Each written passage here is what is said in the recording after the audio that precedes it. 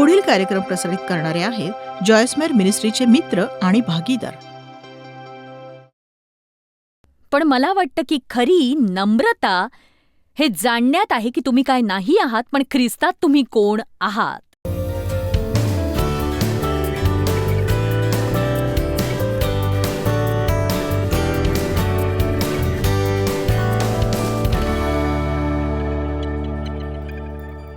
इथे किती जणांना नुकताच त्यांच्या जीवनाविषयी दृष्टांत घडलाय? तुम्हाला मोठं काम करायचंय? ठीक आहे. तर किती जण स्वप्नपूर्तीची वाट पाहून पार वैतागून गेलेत?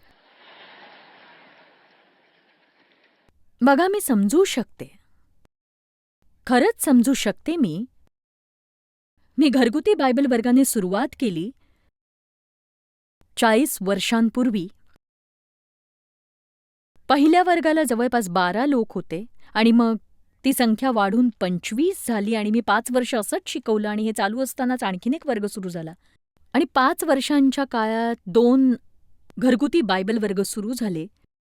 म्हणजे बघा, मी संदेश द्यायचे, आता जसा संदेश देते तसाच तेव्हाही देत होते आणि माझ्या दिवाणखान्यात मी 25 लोकांना बायबल शिकवायचे. सेवा कार्यासाठी मला माझी पूर्णवेळ नोकरी सोडावी लागली. मला आर्थिक चणचण भासत होती. लोकांना शिकवण्यासाठी मला आर्थिक मदत मिळत नव्हती आणि ती माझ्या जीवनातली परीक्षेची वर्ष होती आणि ती गरजेची असतातही. एका नवीन विश्वासणाऱ्याला वरची जागा मिळण्या एवढी दुसरी वाईट गोष्ट नसते. बायबल म्हणतं की तो गर्वाने फुगतोय आणि तो वादविवाद आणि कलहामुळे वेडा बनतो. हे विस्तारित भाषांतर आहे. ते गर्वाने फुगून वेडे बनले आहेत. विचार करा. आता असं समजू नका की तुमच्याकडे कौशल्य असल्यामुळे तुम्हाला बढतीही मिळायलाच हवी, कारण कौशल्यापेक्षा चारित्र्य हे निश्चितच महत्वाचं असतं, हे लक्षात घ्या.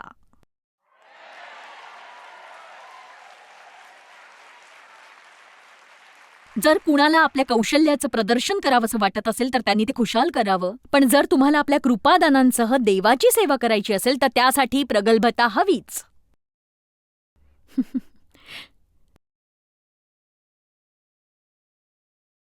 जर तुम्ही तुमच्या चर्चमधल्या भजन पुढाऱ्याकडे पाहून तुमची निवड न केल्याबद्दल मनामध्ये चरफडून म्हणत असाल की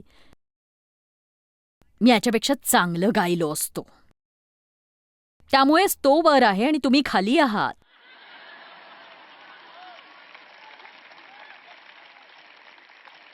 मी लोकांना टीव्हीवर संदेश देताना पाहून नेहमी विचार करायचे, मी यांच्यापेक्षा चांगला संदेश देऊ शकते, पण मला कळत नाही या 25 मध्येच मी का अडकून पडले इथे. मी अगदी उत्तम संदेश दिला असता. बघा, मला संदेश देता येत नव्हता म्हणून मी त्या 25 लोकांमध्ये अडकले नव्हते, तर माझा गर्विष्ठपणा त्याला कारणीभूत होता, हे लक्षात घ्या. चला आता,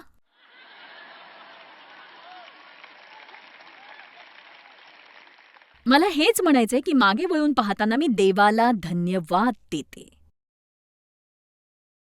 की त्याने मला थांबवलं आणि थांबवलं आणि थांबवलं आणि थांबवलं आणि त्याने मला पारखलं आणि पारखलं आणि मला बदललं. मी खुश आहे, कारण मला खात्री आहे की तुम्ही देवाच्या योग्य समयापर्यंत थांबलात तर अधिक काळ तुम्ही टिकू शकाल. तुमची लवकर बढती झाली तर तुम्ही फटाक्याप्रमाणे पेटाल आणि लवकरच तुम्ही फुस्स होऊन जाल. आमीन.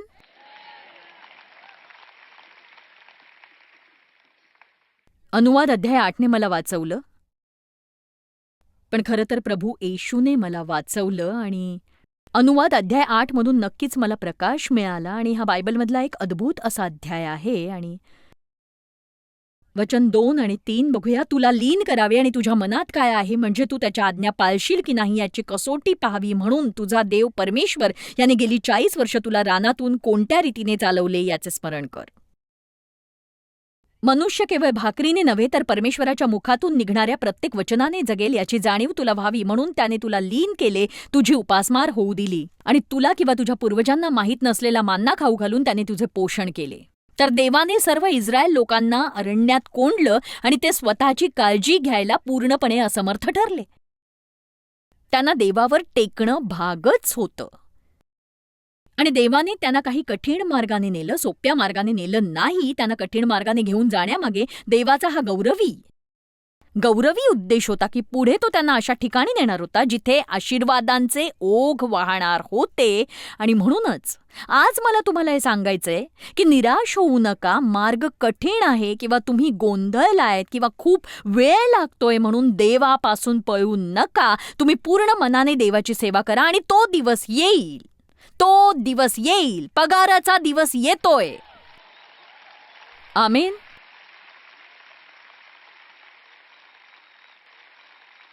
इब्री अध्याय 11 वचन 6. विश्वासा वाचून त्याला संतोष मिळणे अशक्य आहे, कारण देवाजवळ जाणाऱ्याने असा विश्वास ठेवला पाहिजे की तो आहे आणि त्यांचा शोध झटून करणाऱ्यांना तो प्रतिफळ देणारा आहे. तो प्रतिफळ देणारा आहे. तुम्ही झटून देवाला शोधलं तर तुमचं प्रतिफळ तुमच्या दाराशी आहे.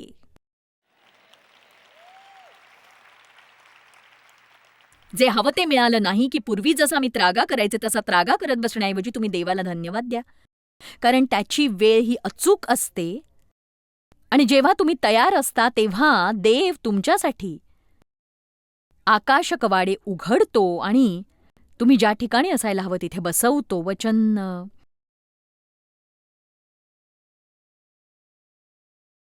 वचन 7 बघूया. कारण तुझा देव परमेश्वर तुला एका उत्तम देशात घेऊन जात आहे. खोऱ्यात व डोंगरात उगम पावून पाण्याने भरलेले नाले व झरे व ओढे त्यात वाहत आहेत. गहू, जव, अंजीर व डाळिंबे यांचा तो देश आहे. आपला मुद्दा एव्हाना तुमच्या लक्षात आला असेल. मला अंजीर आणि डाळिंब्यांची गरज नाही, पण इतर बऱ्याच गोष्टींची गरज आहे. त्या देशात टंचाई न पडता तू अन्न खाशील. तुला कोणत्याही गोष्टीची वाण पडणार नाही. तेथले धोंडे लोहयुक्त आहेत व तेथल्या डोंगरातून तांबे खणून काढता येईल. आता आपण महत्वाच्या भागाकडे वळतोय. तू खाऊन पिऊन तृप्त होशील आणि तुझा देव परमेश्वर याने तुला दिलेल्या उत्तम देशाबद्दल धन्यवाद करशील. सावध रहा, नाहीतर ज्या आज्ञा, नियम व विधी मी आज तुला सांगत आहे ते पाळायचे सोडून तू आपला देव परमेश्वर याला विसरशील. तुझी गुरेढोरे व शेरडे मेंढरे यांची वृद्धी होईल. तुझे सोने रुपे व तुझी सर्व मालमत्ता वाढेल. तुझी मालमत्ता वाढेल. वचन 14. तेव्हा तुझे मन उन्मत्त होऊ नये आणि तू परमेश्वराला विसरू नयेस म्हणून सांभाळ. आणि यासोबत आपण आणखी काही वचनं पाहू. वचन 17. आणि तू आपल्या मनात असे म्हणू नकोस की हे धन माझ्याच सामर्थ्याने आणि बाहुबलाने मी मिळवले आहे. तर तू आपला देव परमेश्वर याचे स्मरण ठेव, कारण त्याने तुझ्या पूर्वजांशी शपथपूर्वक केलेला करार राखण्यासाठी तो तुला धनप्राप्ती करून घेण्याचे सामर्थ्य देत आहे. आपल्या देशासाठी हे महान वचन आहे.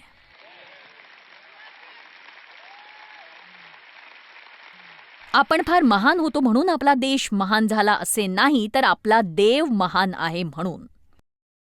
आमेन. इतर राष्ट्रांसाठी आपण प्रकाश होतो. पण बघा, आता लोक आपली थट्टा करतात, ते आपल्याला तुच्छ लेखतात. आणि एक समय असा होता जेव्हा आपले शत्रू आपल्याला भ्यायचे. आता तशी परिस्थिती राहिली नाही. आणि याचं कारण हेच आहे की लोकांनी देवाकडे आपली पाठ फिरवली आहे. आणि मी तुम्हाला सांगू इच्छिते, आपण देवाचा उरलेला अंश आहोत जो अजूनही देवाचं गौरव करू शकतो. नक्की आपण सन्मान पावलेले आणि आशीर्वादित आहोत आणि म्हणूनच आजपर्यंत आपण जिवंत आहोत. आणि मला विश्वास आहे की आपल्याला पिकाचा फार मोठा हंगाम लाभू शकतो, पण त्यासाठी आपल्याला जगभर जावं लागेल आणि आपल्यातील प्रकाश लोकांपुढे चमकू द्यावा लागेल. त्याचा अर्थ असा की आपल्याला आपलं लक्ष स्वतःवरून हटवावं लागेल आणि आपल्या गरजांवरून लक्ष हटवावं लागेल आणि प्रत्येक दिवशी देवाला विचारावं लागेल की प्रभू, मी आज तुझ्यासाठी काय करू? मी आज तुझ्यासाठी काय करू?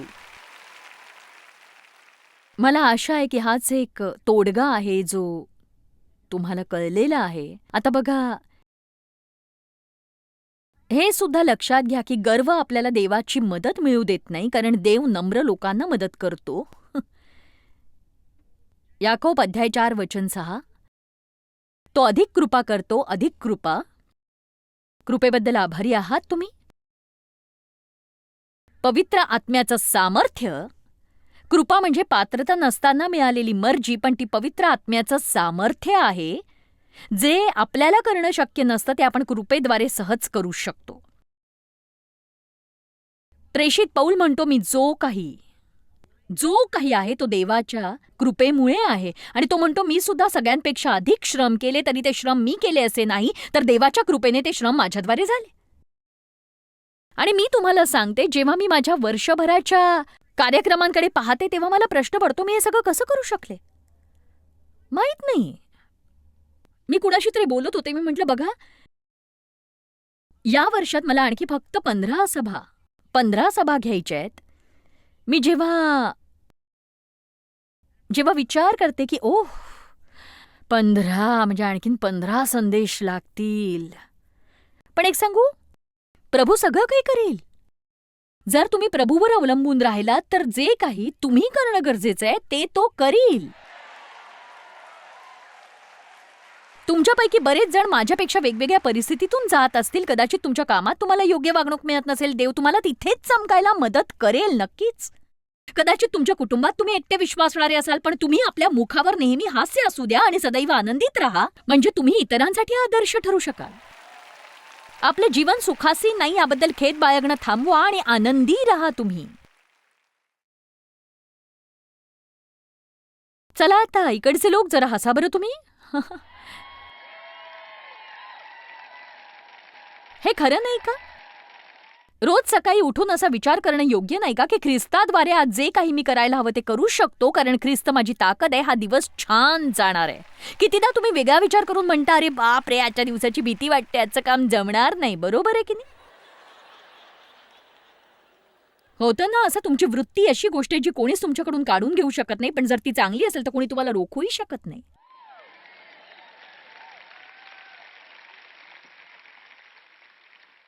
तो अधिकाधिक कृपा पुरवतो वाईट प्रवृत्ती आणि इतर गोष्टींवर मात करण्यासाठी. हे पवित्र आत्म्याचं सामर्थ्य आहे. म्हणून शास्त्र म्हणतं, देव गर्विष्ठांना विरोध करतो आणि लीनांवर कृपा करतो. जे लोक नम्र असतात त्यांना देव कृपा मिळेल असं करतो. आणि म्हणून आपण म्हणू शकतो की प्रभू सहाय्य कर. प्रार्थनेचं कार्य असं होतं, सहाय्य कर. अनेक वर्षांपूर्वीची ही गोष्ट आहे, पण मला अजूनही आठवतं. मला वाटतं 25 वर्ष झाली असतील कदाचित.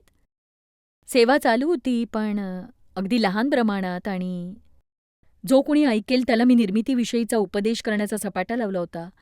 आश्चर्य म्हणजे मी खूप कष्ट घ्यायचे आणि त्या कामाखाली दबून मी मरण पावले नाही, हेही आश्चर्यच आहे. आणि मला आठवतं जवळजवळ वर्षभर मी इकडे तिकडे भरकटत चालले होते की प्रभू सहाय्य कर, देवा तूच मदत कर. मी अशा वळणावर आले की नेमकी काय मदत हवी तेही मला ठाऊक नव्हतं. मला फक्त मदत हवी होती. मला एवढंच ठाऊक होतं की जर देवाने मला मदत केली नाही तर पाणी माझ्या डोक्यावरून जाणार आहे, आणि ते माझ्या डोक्यावरून चाललंही होतं. किती जणांना असं वाटलंय की पाणी डोक्यावरून चाललंय आणि काय करावं ते तुम्हाला सुचतच नाहीये? एक महान प्रार्थना आहे, देवा मदत कर. प्रभू माझं सहाय्य कर, सहाय्य कर, सहाय्य कर देवा. प्रभू मदत कर. आता पहिलं पेत्र अध्याय 5 वचन 5 बघूया. विस्तारित बायबलमध्ये हे वचन मोठं आहे म्हणून आपण ते पडद्यावर पाहणार आहोत. तेव्हा काही वेळ थांबून हे वचन तुम्ही काळजीपूर्वक वाचा. तसेच तरुणांनो, वडिलांच्या अधीन राहा. तुम्ही सर्वजण एकमेकांची सेवा करण्यासाठी नम्रतारूपी कमरबंद बांधा, कारण देव गर्विष्ठांना विरोध करतो आणि दीन लोकांवर देव कृपा करतो. इथून निघण्यापूर्वी आपण नम्रता कशी धारण करायची ते शिकणारच आहोत. एका सेवकाचा कमरबंद जसा सुटत नाही तसंच हे वस्त्र कोणी काढू शकत नाही. नम्रता हे एक वस्त्र आहे. एकमेकांशी वागताना गर्वापासून मुक्त व्यवहार करा, कारण देव गर्विष्ठांना विरोध करतो. जे ताठ मानेचे असतात, अभिमानी, घमंडी, बढाईखोर अशांचा विरोध करतो. देव गर्विष्ठांना विरोध करून लोळवून टाकतो, पण दीनांवर तो कृपा करतो. बऱ्याचदा असं होतं की आपण स्वबळावर काही करू पाहतो, पण ते घडून येत नाही आणि आपण सैतानाला सुद्धा धमकावतो. हे खरं आहे की कधी कधी शत्रू आपल्यावर हल्ला करतो, पण प्रत्येक क्लेशदायक गोष्ट ही सैतानाकडून येत नाही. कित्येकदा आपल्याला जे हवं असतं ते देव आपल्याला मिळू देत नाही, आणि म्हणूनही आपण अस्वस्थ होतो आणि आपण त्यासाठी चुकीचा मार्ग निवडतो. आणि म्हणून आपण एखाद्या गोष्टीचा आटापिटा करण्याऐवजी देवाकडे जाऊन त्याच्यावर टेकून असं म्हणायला हवं, प्रभू तुझ्याकडून हे मिळणार नसेल तर ते मला नकोय. जर तुझी इच्छा असेल तर ते नक्कीच घडवून आणशील. आणि मी एवढंच सांगू इच्छिते, तुझ्याशिवाय मी काहीच नाही. मी तुझ्यावर अवलंबून आहे. मी तुझ्या समोर आहे. तुला हवं ते तू कर, आणि तू केलं नाहीस तर मी ते करू शकणार नाही.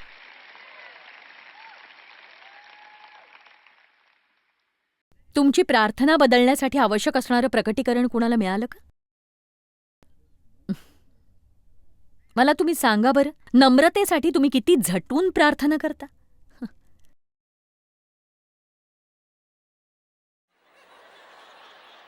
मी गंभीरपणे विचारते, देवाने तुम्हाला नम्र करावं म्हणून तुम्ही शेवटची प्रार्थना कधी केली होती सांगा मला तुम्ही? 2-3 आठवड्यांपूर्वी मी प्रार्थनेची काही सत्र घालवली आणि मी घाबरून गेले. त्याचं कारण असं आहे की जेव्हा तुम्ही नम्रतेसाठी प्रार्थना करता तेव्हा गर्व स्वतःला लपवून टाकतो आणि तो तुमच्यात आहे हेही तुम्हाला कळत नाही. म्हणून देवाने तो प्रगट करावा हा हा एक थरकाप उडवणारा अनुभव आहे. अँड्र्यू मरे म्हणतात सगळ्या गुणांमधला उत्तम गुण कुठला आहे तर तो नम्रता, पण तो देवाचा झटून शोध घेतल्याशिवाय, प्रार्थनेशिवाय आणि त्या विषयाचा बारकाईने अभ्यास केल्याशिवाय येत नाही.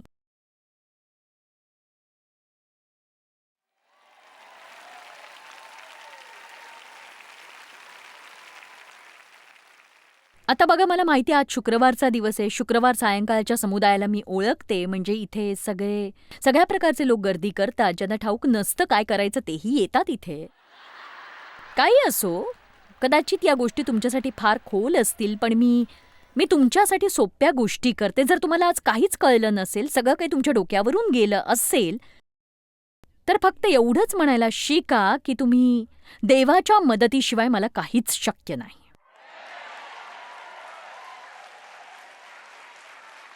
देवाशिवाय मी शून्य आहे. देवाशिवाय मी शून्य आहे. आणि मी लोकांना वाईट वागणूक न देण्याचा पक्का निश्चय करत आहे, कारण मी इतरांपेक्षा श्रेष्ठ नाही. आणि ही एक चांगली सुरुवात ठरू शकते. तुम्हाला काही कळत नसलं तरी एवढी वाक्य लक्षात ठेवा. बघा, तुम्ही महान व्यक्ती आहात, पण इतरांपेक्षा मोठे नाही आहात आणि मी सुद्धा नाहीये. आमेन. केवळ मी इथे वर आहे म्हणून देवाला प्रभावित करू शकत नाही.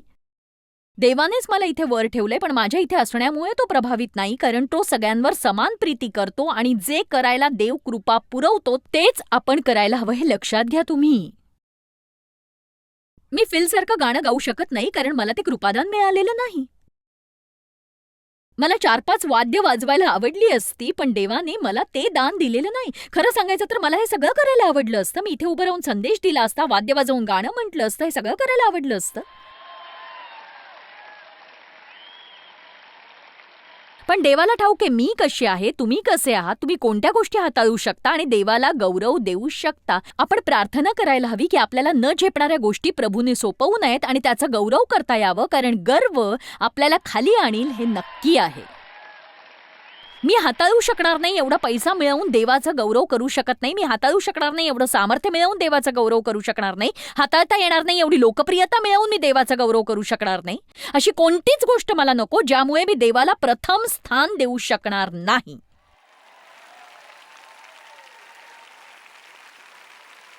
मी सभेचा आनंद लुटतीये.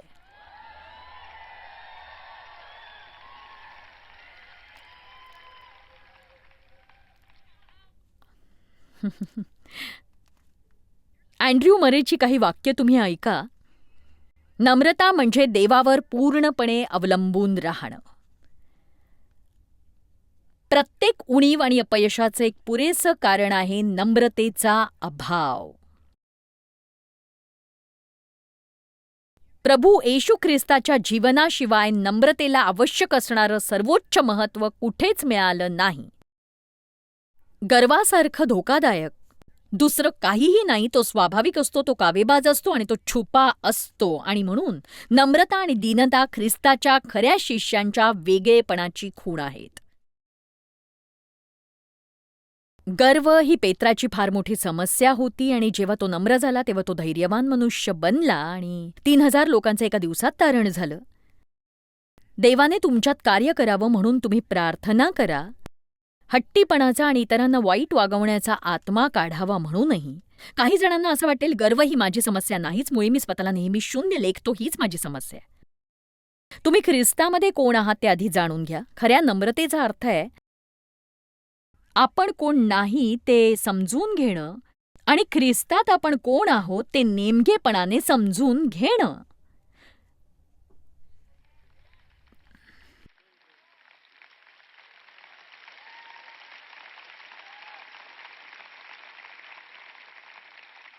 मी पुन्हा एकदा हे वाचते. प्रीतीचा अभाव, इतरांच्या गरजांच्या बाबतीत उदासीनता, सर्व झटपट निर्णय घेण्याची वृत्ती, सर्व प्रकारचा राग, भावुकपणा, चिडचिडेपणा, सर्व प्रकारची कटुता, सर्व प्रकारची क्षमा न करण्याची वृत्ती, अशा सर्व गोष्टींचं मूळ कारण गर्वामध्ये दडलेलं आहे. तुम्ही एखाद्यावर वैतागता आणि त्याची क्षमा करू शकत नाही, ते केवळ गर्वामुळेच. देवाने आपल्याला किती क्षमा केली हे आपण किती सहज विसरतो बघा. ठीक आहे, मला ठाऊक आहे की मला आज तिखट काहीतरी खायला मिळतंय. आज गोडधोड मिळणार नाहीये, आज तिखट खायचंय.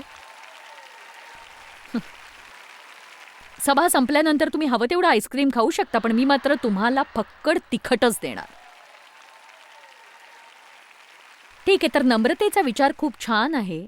आणि सभेच्या शेवटी मी पुरुषांना काहीतरी काहीतरी सांगणारी आहे.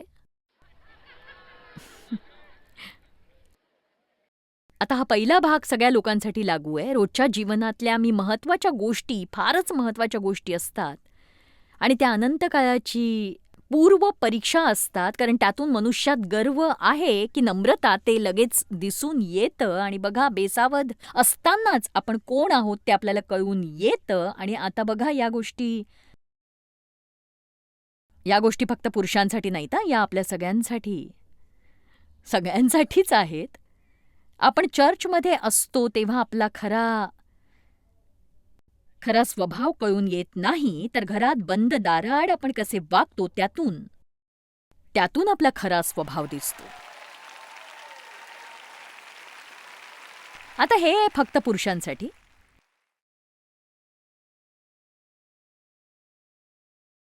जेव्हा हायवेवर कोणी तुमच्याशी नडतं तेव्हा तुम्ही कशा प्रकारचं वर्तन करता?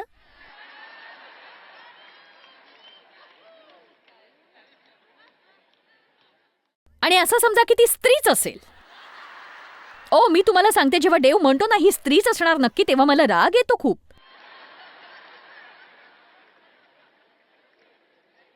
ही वृत्ती एक समस्या आहे. आमेन. जर ड्रायव्हर नीट गाडी चालवत नसेल तर ती स्त्रीच का असायला हवी, सांगा मला तुम्ही. म्हणजे देव खूपच धीराचा आणि गोड आहे, पण मी तुम्हाला सांगते, जेव्हा लोक हायवेवर व्यवस्थित वागत नाहीत तेव्हा तो दयाळू होतो आणि आत्मिकदृष्ट्या वाढतो. पण अचानकपणे त्याची गाडी जर कुणासमोर आली तर ते लोक जोरजोरात हॉर्न वाजवतात, हातवारे करू लागतात. देव म्हणतो की आरडाओरडा करू नकोस मित्रा.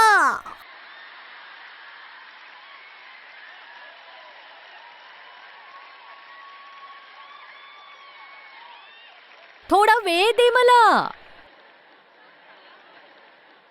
पण बघा, जर कोणी त्यांच्याशी असं वागलं आणि त्यांच्याकडे लायसन्स नसेल तर त्यांनी एका बाजूला व्हावं, कारण त्या स्त्रिया असतात. मग संपलंच सगळं.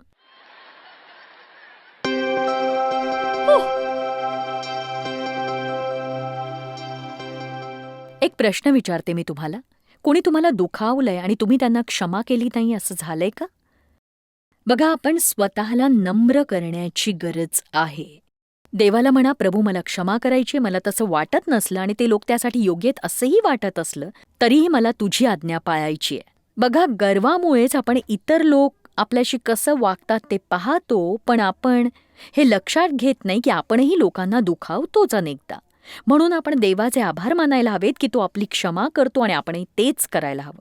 मला विश्वास आहे की आत्म्याचं फळ हे खरंच खूप महत्वाचं आहे. जेव्हा पवित्र आत्मा आपल्या हृदयात येतो तो आपल्या जीवनात त्याच्या फळांचा विकास करू पाहत असतो. धन्यवाद. प्रभू तुम्हाला आशीर्वाद देव. जॉयस्मायर मिनिस्ट्रीज करता तुम्ही खूप मौल्यवान आहात. आम्हाला तुमचं कौतुक आहे आणि जगभरामध्ये हे सेवा कार्य शक्य करण्याकरता आम्ही आमच्या मित्रांचे आणि पार्टनर्सचे आभारी आहोत. आम्ही एकत्रितपणे भुकेल्यांना खाऊ घालतो, गरिबांना वस्त्र देतो आणि राष्ट्रांना सुवार्ता सांगतो. तुमच्या प्रार्थनेच्या विनंती करता आमच्याविषयी आणखी माहिती मिळवा. जॉयसच्या कॉन्फरन्सच्या तारखा पहा आणि ख्रिस्ताची प्रीती जगभरामध्ये पसरवण्याकरता आमचे सहभागी व्हा.